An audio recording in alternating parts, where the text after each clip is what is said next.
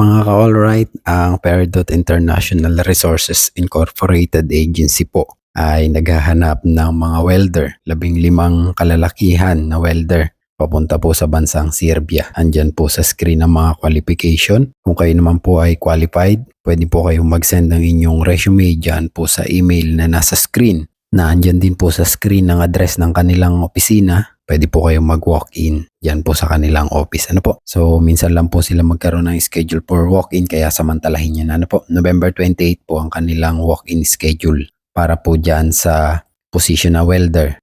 Papunta po dyan sa bansang Serbia. Ano po? Ilalagay ko po dyan sa ibaba yung details ng hiring na ito at pag-usapan po natin mga all-right. Ano po? So, sana'y nakatulong po sa iyo ang video na to. Kung sa tingin nyo po ay nakatulong sa inyo, paki-heart and share nyo po. Para marami pa po tayong mga kabayan natin dyan sa Pilipinas ang makaalam po ng ganitong mga impormasyon. Ako nga po pala si Alright Page